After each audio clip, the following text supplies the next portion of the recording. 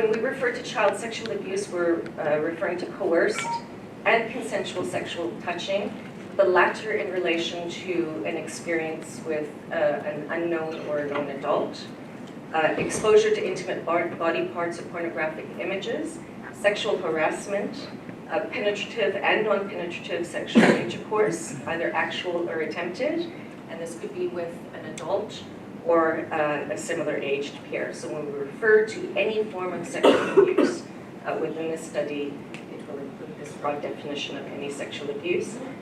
The kind of headline data, I suppose, is that 1 in every 3 young people has experienced some form of sexual abuse. And the statistic is 35.4%. And that was from the school survey. I felt it was important to also deliver the data from the household survey here, because there we're also seeing more than a quarter of children had experienced some form of sexual abuse. When we look at the weighted household data, this brings us to about 785,000 children in South Africa have been the victim of sexual abuse by the age of 17 years. And just to put this into perspective, this is almost the population of Port Elizabeth and almost double the population of Bloemfontein. It's equivalent to filling up Johannesburg soccer stadium 8 times over and the Cape Town Stadium 14 times over. In the average classroom, this would be 12 abused children in any average South African classroom and 20 sitting on any average school bus. So it does give you some sort of perspective of the scale of abuse. In terms of known perpetrators, 56.6% of cases took place at the victim's home. Okay? So this starts to debunk this notion of that child vulnerability, stranger jumping out of the bushes as you're trying to secure transport to school mythology. It's not a mythology, but it certainly, this data does kind of present profound statistics around the home as being in an unsafe environment. And in terms of unknown, 66.3% in an area close to the victim's home, within the community, and local streets and in nearby parks. Okay? So once again, we're seeing that some of the safest spaces where children live and work and play and engage and have recreational activities are some of the most dangerous places. We can move beyond now the stories that the NEC told us.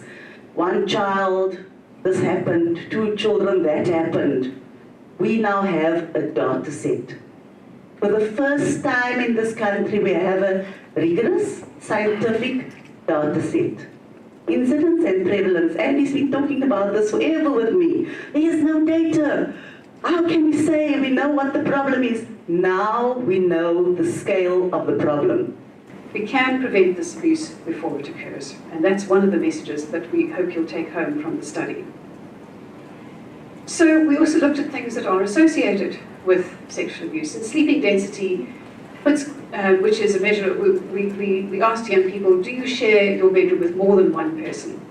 And if they did, that put them at a slightly higher risk for sexual abuse. If their parents had been hospitalized, that put them at 1.5 to twice,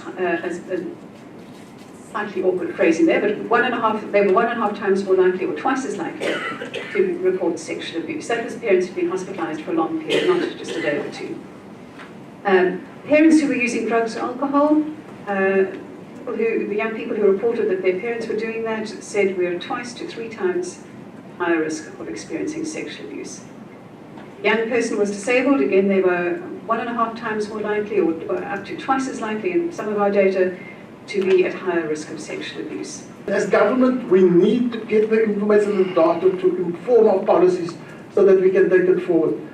So I want to say I really welcome the kind of research, and I think please also, me personally, and I always like to take personal account, hold me accountable. So let's see it as a relationship that we can move so that we can make the difference and that we can have impact.